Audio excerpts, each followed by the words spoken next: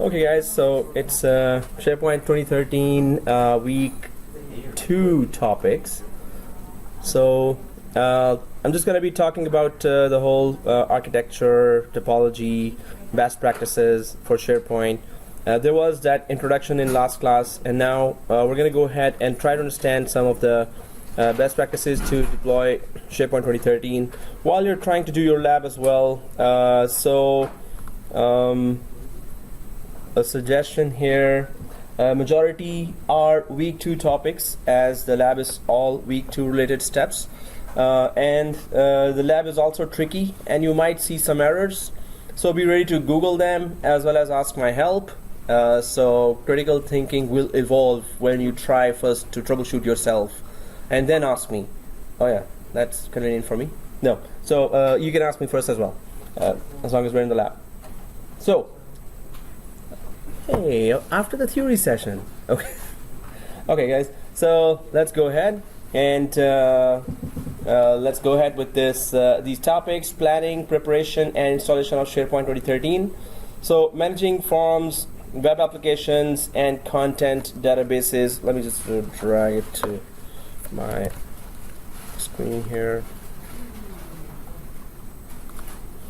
Okay, so today we're still going for planning, preparation, and installation of SharePoint 2013, because last class we were going for introduction to SharePoint and all the features it has.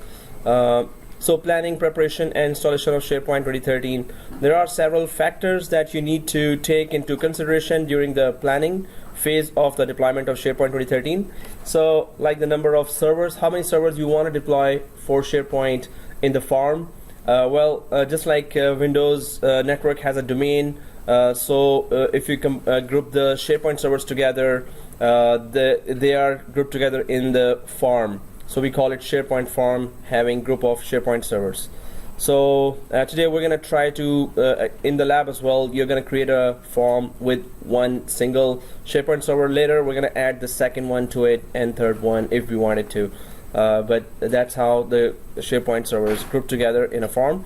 So the role of each server you have to take into consideration, and the security accounts used during the installation. So we created 3 security accounts, or service accounts actually, and one was SP admin, second was SP SQL, third was SP farm.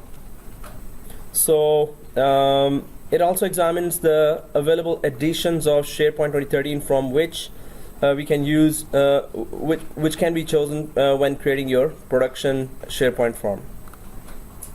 So having an understanding of how SharePoint is going to be accessed and who will be accessing it will greatly help you determine the type of SharePoint farm to create. So if there are like a few hundred users, you don't have to go for 2 SharePoint servers, 2 database servers, 2 web servers. So it depends on how many users will be connecting to SharePoint that you will create that level of form, or that many servers you will add. So building the correct type of form initially will have a great impact on what you can do with it later, and it will impact what options are available to you later.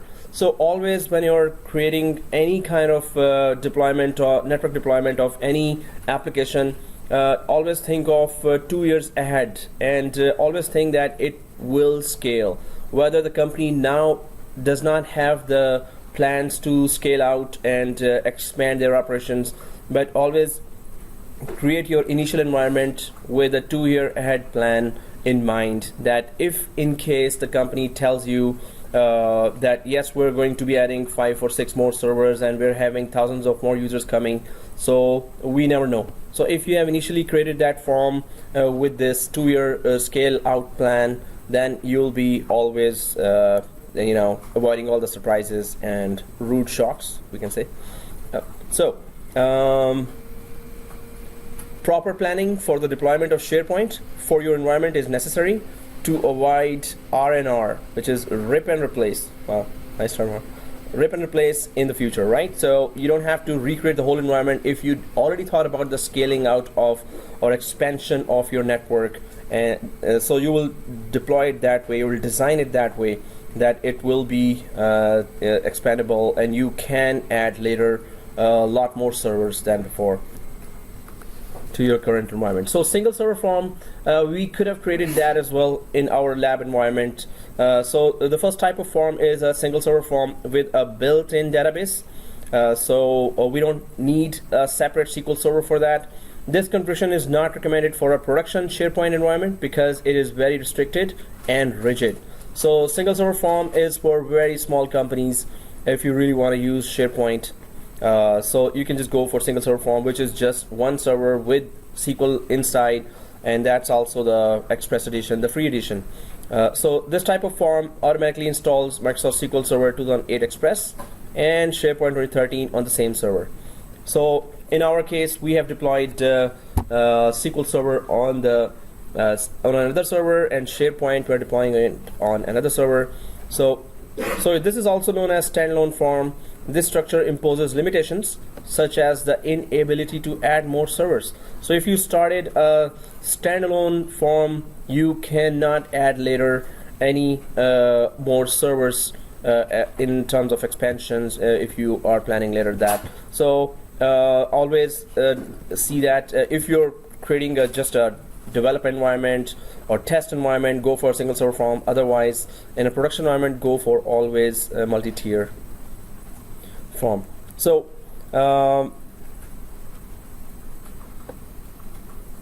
it is not scalable. The lack of an option to specify the name of form's configuration database, and you cannot use the user profile synchronization service because this deployment uses SQL Server Express. There are additional limitations. So Express edition is free and it is limited to, you could just go ahead on maybe 100 users or a bit more, maybe 200 users, but not more than that. And it's that's the limitation. If you have thousands of users, of course, this is not your choice. Should not be. So deployment. So because this deployment uses SQL Server, their Express edition, there are additional limitations that you need to be aware of.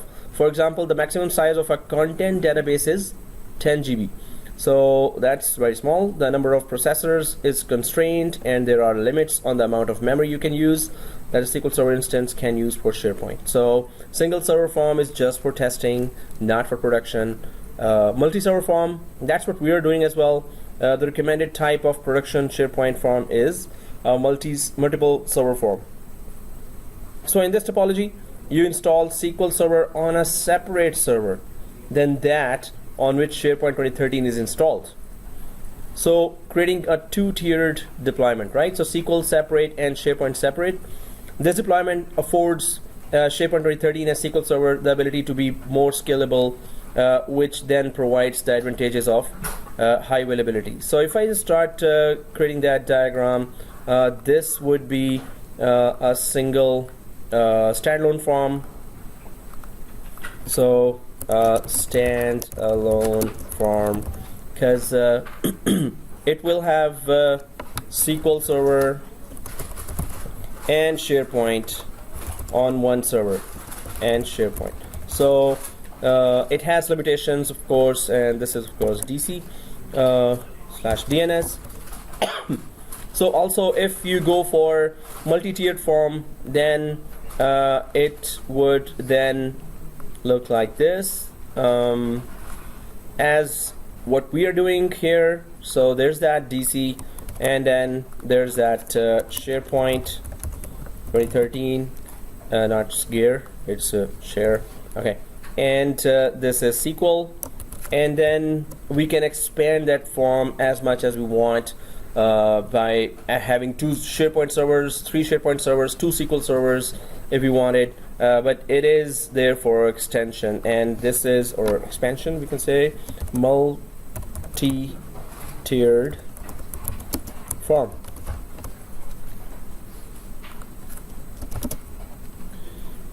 So this is a multi-tier form, and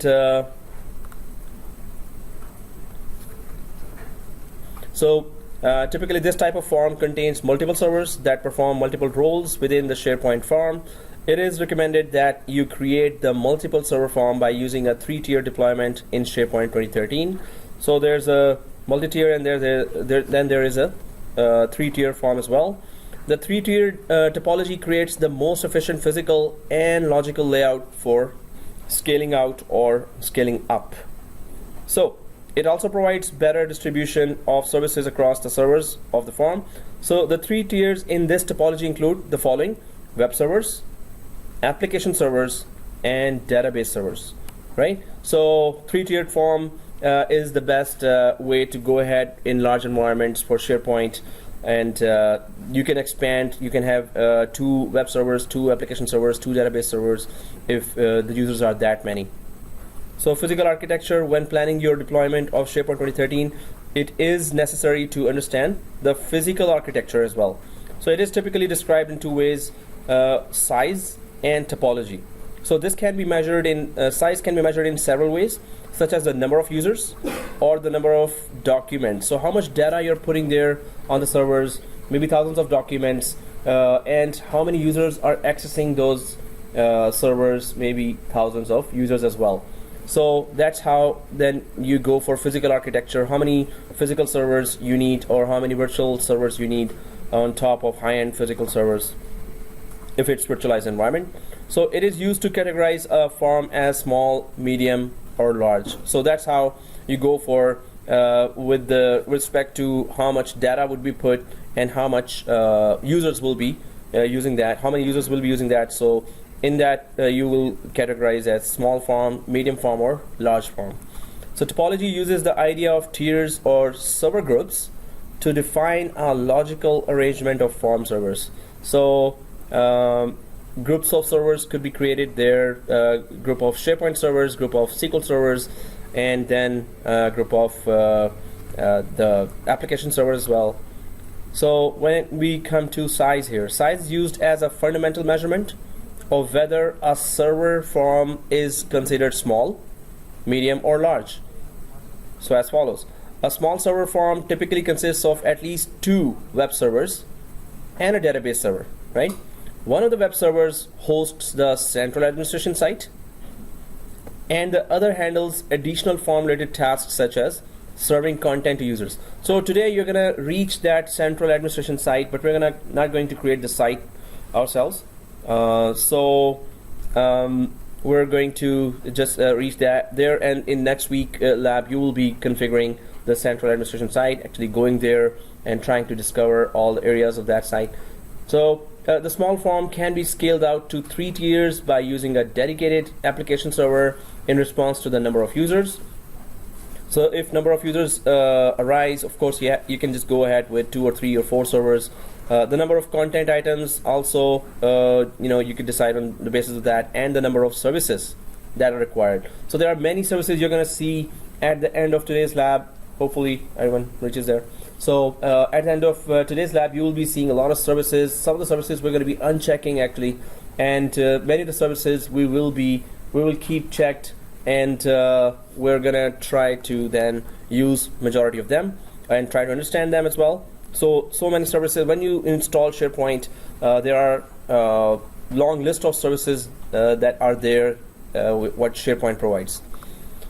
So a medium server. A medium server form typically consists of 2 or more web servers, 2 application servers, and more than 1 database server.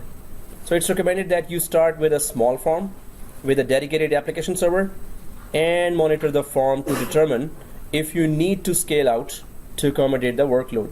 So definitely you go for a small form with 2 web servers only and 2 application servers, but then it could become a medium-sized form if your users have started growing up and if your data has started doubling, tripling up.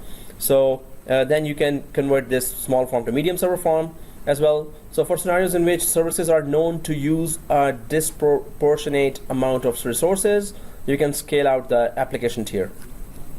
So if you're using a lot of services there and thousands of users are using those services, then of course you're going to go for 2 or 3 application servers. So monitoring performance data will indicate which services you should consider moving to a dedicated server. So when you're monitoring it, of course, then you will know that which server needs a scale out. A large server form can be the logical result of scaling out at a medium server medium form to meet capacity and performance requirements. Obviously, if you have a huge amount of users and the data has also tripled in a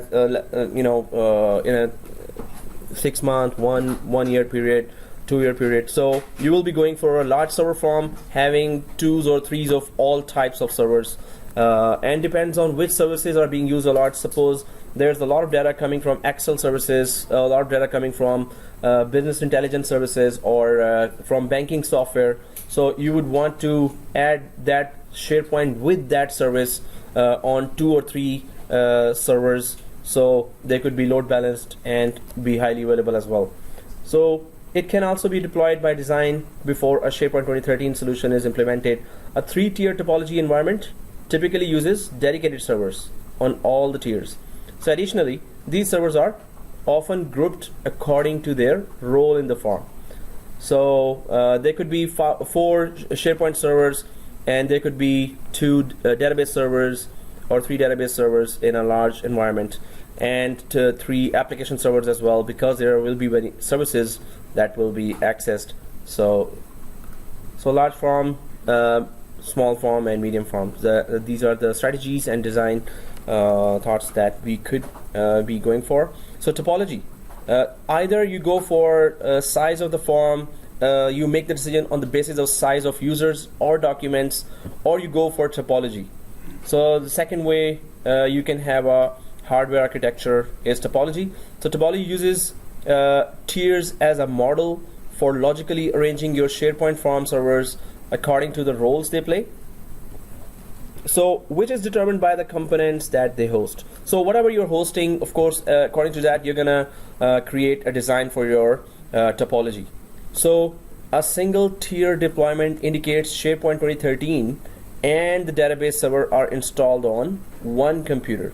So you can go for a single tier topology, 2-tier topology, and 3-tier topology. Depends again on how much data is being used and how much users are there.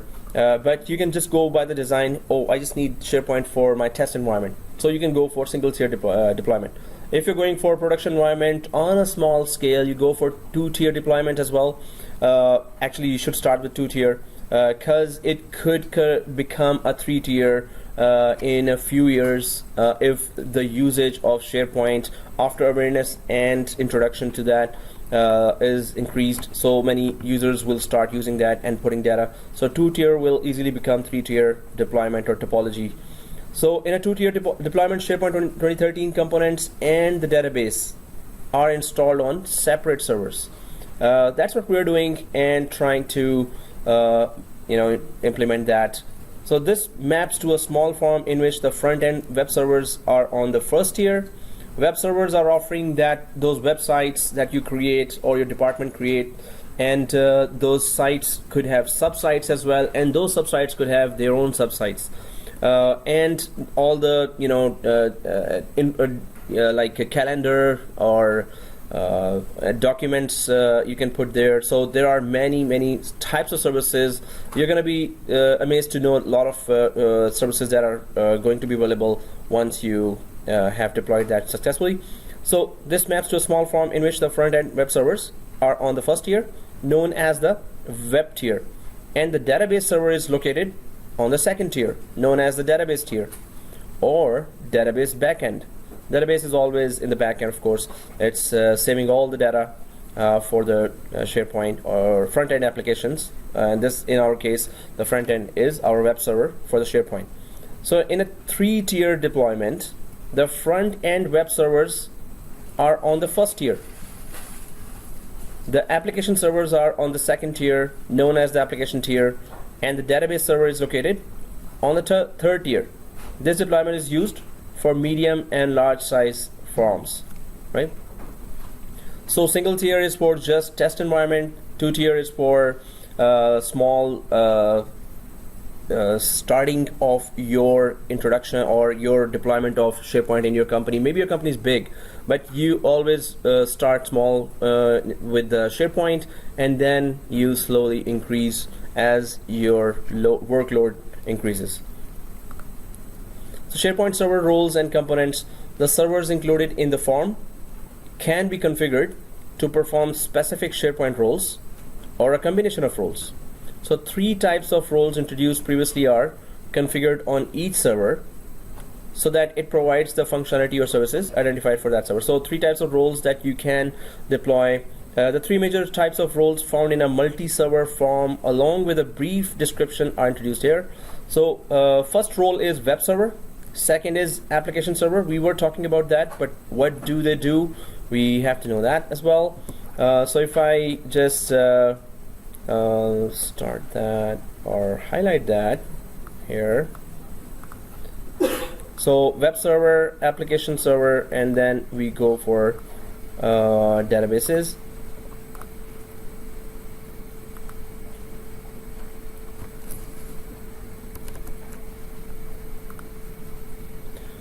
So web servers, the 3 types of roles that SharePoint uses. So what does web server do? These servers handle user requests, or they can be configured to host dedicated query components or other service components.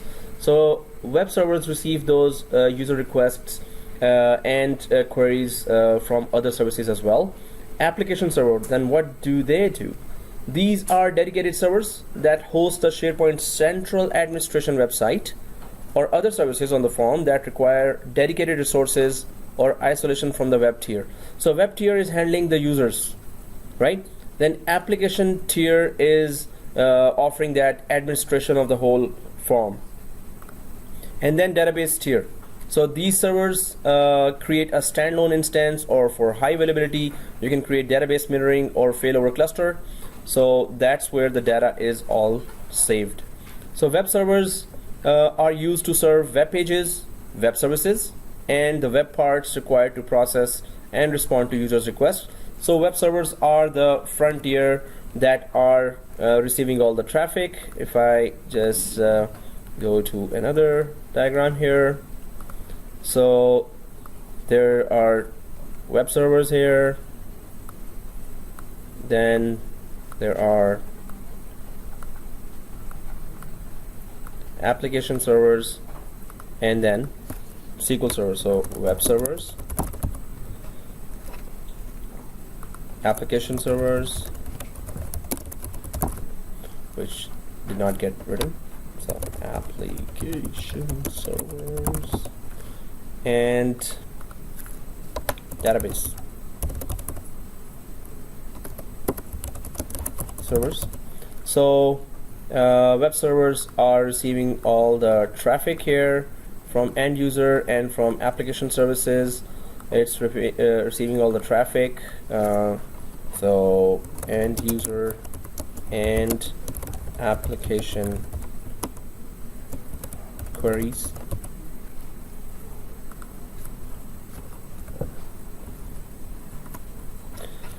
So this is, and then application servers offer administration of the form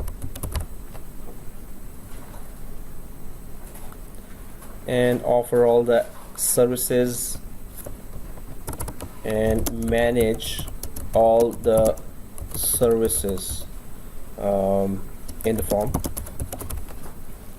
Database server, store data. So the bigger the environment, the more web servers, the more application servers, and the more database servers you will have, right? So let's go for, so web servers are used to serve web pages, web services, and the web parts.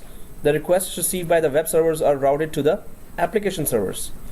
So the requests from the web servers is then routed to the application server, right?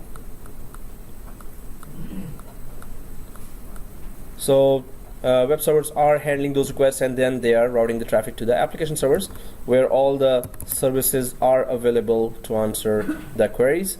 The requests received by the web servers are routed to the web server, then receives the results from the application servers and displays the results to the user.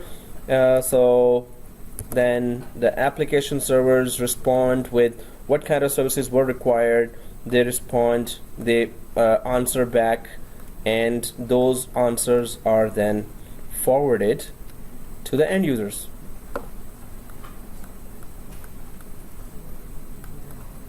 Right? So this is the flow of services that go back and forth between web servers and application servers in a 3-tier deployment or topology. So and of course all the data that is being saved is recorded here or retrieved from here, which the user saves. So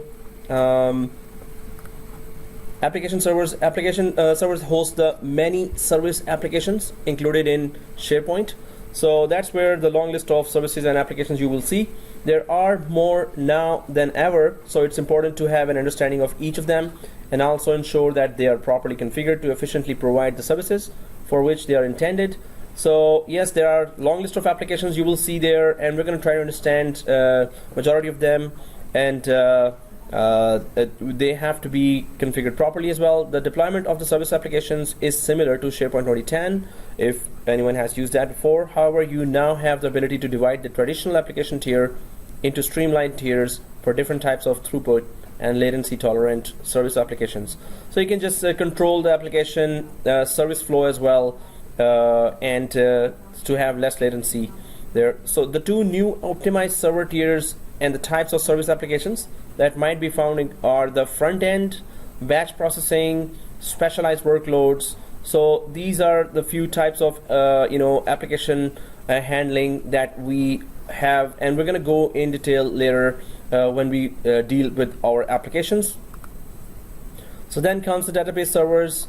These are used to host the SharePoint configuration database, central administration database, and the several databases required to store the content associated with the web applications and the service applications. So there's that SharePoint configuration database and central administration database. So if I go to the drawing here, so SharePoint configuration database, and then central administration database and several other databases, right? So central administration database, very interesting quiz questions, and some other content databases. So all these types of databases related to SharePoint get created when you're doing the deployment of SharePoint, and it is successfully connecting to the SQL Server. So this server is the most critical one in the form and requires special attention. These servers should be optimized for throughput.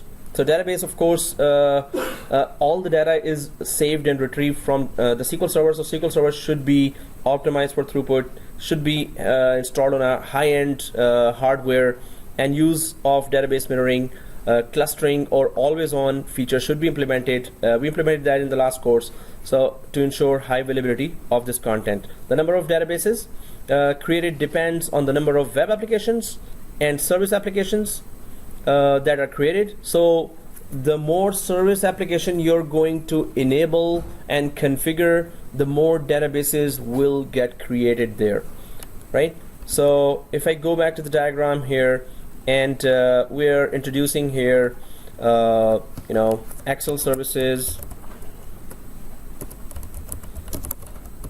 Visio services,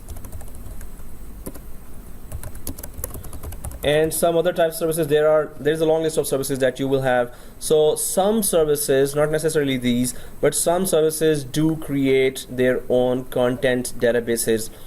So you will find, even in the initial installation, if you go to the database after a successful SharePoint installation, you will see so many databases created by SharePoint already. So every service, or some of the services which have a lot of data processing to offer, will be creating their databases inside your database server. So there initially will be 10 or 20 databases already created by SharePoint initial installation, and then it's going to increase.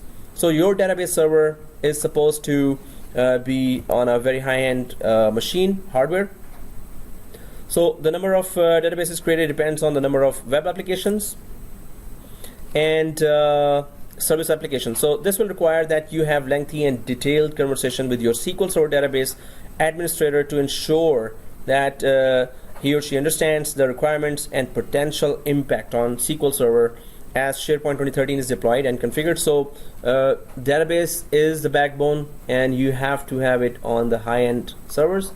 So stretched forms, that's another type of forms in SharePoint 2013, now supports a distributed form topology that includes data centers which are located in close proximity to one another and are connected by high bandwidth fiber optic links. So if there are two branches which are close and close enough that there could be fiber optic connectivity possible between them, so you can have SharePoint 2013 form created on those two branches, one SharePoint in one branch and the other SharePoint server within the same form in the other branch. So in this environment, it's possible to configure the two data center as a single form. So SharePoint 2013 editions, there are those 3 editions, and we're going for the enterprise one. I hope everyone has downloaded that SharePoint Enterprise from Microsoft Imagine package, and let's see. Well, not let's see now, because I think maybe there are some people stuck with the lab, but theory session, we have to have it. So let's try to go with that, because you're gonna need this video before the midterm exam, and a lot of quizzes definitely will coming from this video. So these videos, that's why. Okay, so SharePoint Foundation 2013, this edition provides basic collaboration, limited service applications, and blogging. Apps are available as well for SharePoint Foundation 2013. SharePoint Server 2013 Standard Edition offers everything that's available in the Foundation, plus several more service applications, improved search, and my sites for social networking. So you can create a lot of sites there on Standard Edition, and then the Enterprise Edition has includes everything in Standard and Foundation, as well as additional service applications in business intelligence, analytics, e-discovery, cross-site publishing, and the content search web part. Definitely for large enterprises, these are very crucial services that Enterprise Edition offers. So understanding SQL Server and SharePoint integration, why they have to be integrated, why SQL Server has to be there. So SQL Server is Microsoft's relational database product that integrates with SharePoint 2013 to provide data management and analysis software for mission critical applications such as SharePoint. So a vast majority of your SharePoint content and configuration information is stored in one of several SQL Server databases. So the following information contains some of the most common SharePoint information that is physically stored in SQL Server. So all the lists you create, libraries you create, form configuration, central administration information, service application information, search, web application, logging, reporting, global content, global metadata, management policy, all is saved inside the SQL Server. So as soon as you get disconnected to SQL Server, you have to run for it and get it up and running. So if SQL Server is on, that feature that we implemented in our SQL course, the always on, or with the clustered services, of course, you will have that peace of mind that it is highly available. So because SQL Server hosts so much SharePoint content, the server that is hosting your SQL Server environment for SharePoint must not be affected by any other applications on that SQL Server instance. Therefore, it is strongly recommended that you host your SharePoint content on its own SQL Server instance. So if I go to the diagram here, you should be having one server dedicated with just SharePoint instance. If you have other applications like SCCM or SCOM or any other application also hosting their databases, BlackBerry, or any other servers also hosting their databases in your SQL Server where SharePoint is, so that's a bad idea. Always just go for one instance, single instance on a hardware to host your SharePoint database instance.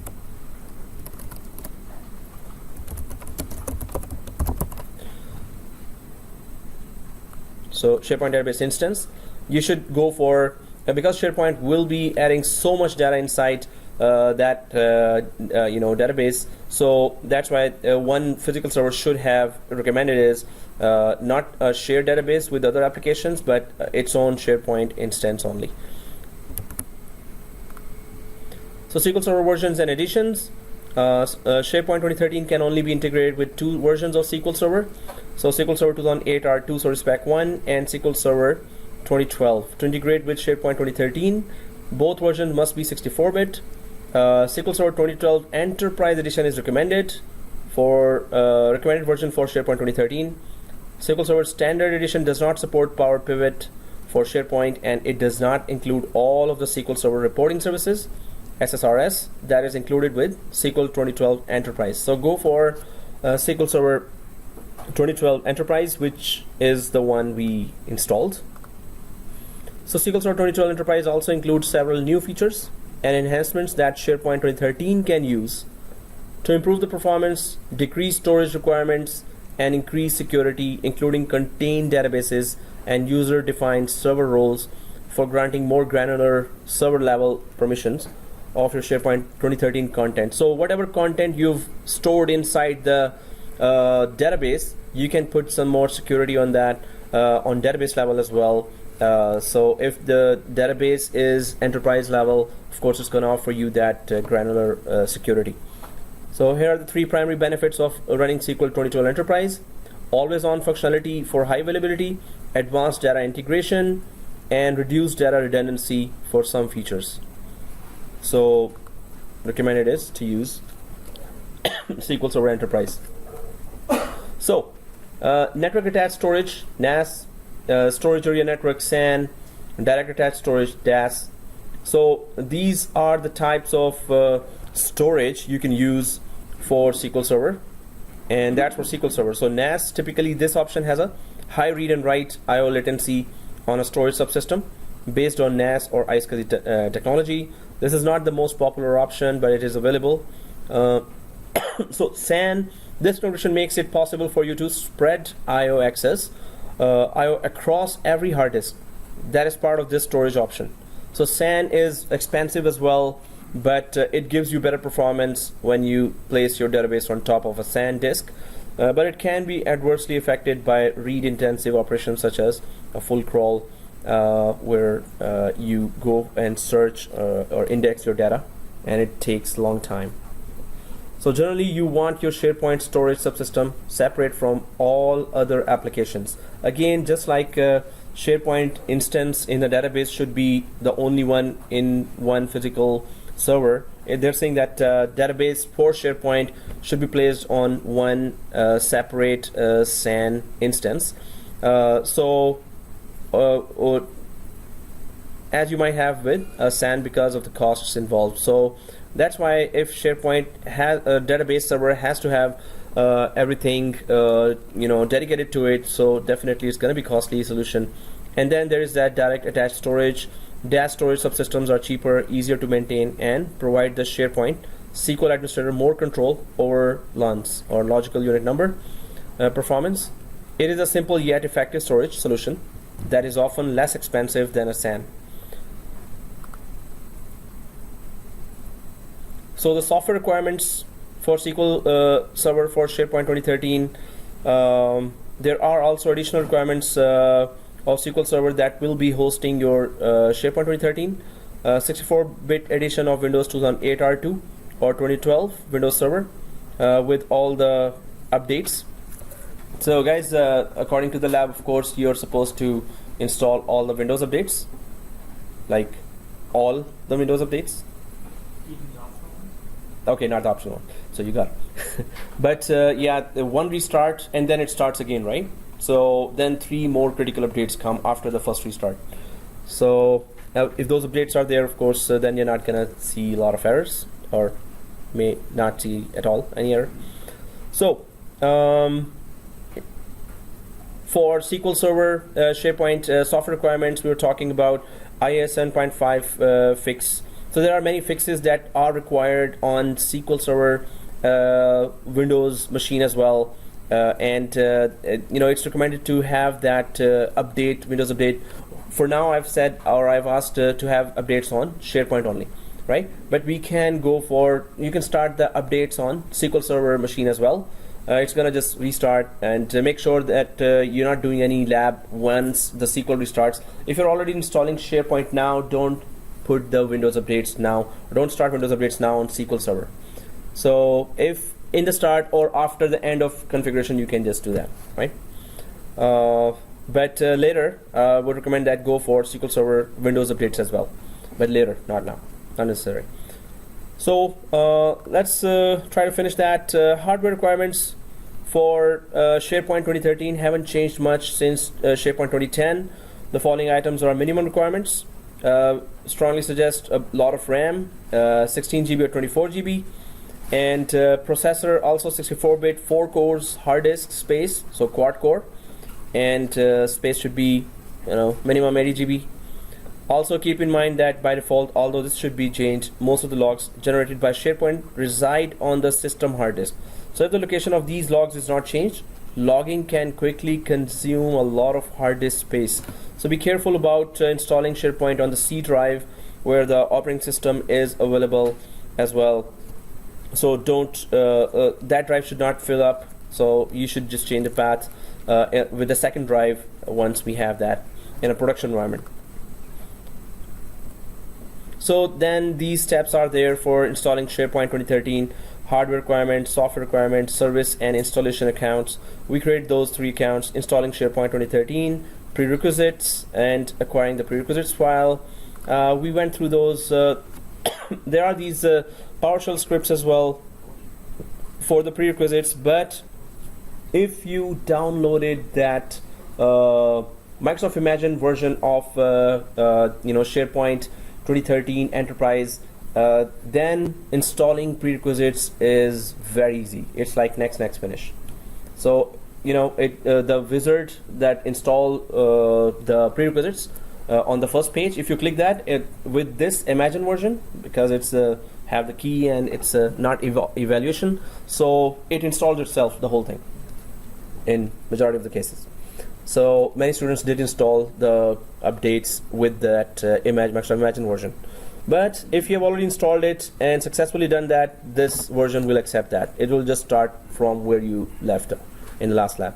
But this is also a script that we can use for quick deployment of many of the prerequisites, and installing the prerequisite files by using prerequisites installer.exe. This is a file that is placed inside that SharePoint folder, ISO file inside that. So installing the prerequisite files by using prerequisite installer works best if all parameters are in one continuous line. So this is the long line of all the parameters that all the exe files should be in one folder, and then you can run this script on that folder. Then there is that PowerShell, another script here as well, that creates a configuration database. So configuring SharePoint 2013 by using Windows PowerShell, you can configure the whole SharePoint 2013 with this script. But of course, we have to be careful about the errors. But it has all the configuration defined for the SharePoint common configurations that will have the successful installation of that. So remember, each command should be one line in the script, as the # are just comments. Yeah, we know that. And then there is that auto SP installer. This is developed by by developers of codeplex.com. Those guys have developed this auto SP installer, and this also works. It is offered as is, no guarantees, but it has been working, and the community of developers are still working on it to make it better. But if you ever try to install a full SharePoint environment, you could just use this auto SP installer from codeplex.com as well. So all of a sudden, the slides finished, and now the lab hour starts, and I can take your questions. Yes, from CNN. Yep. Sorry, just kidding. So okay, let's stopping the lab. Okay, not funny.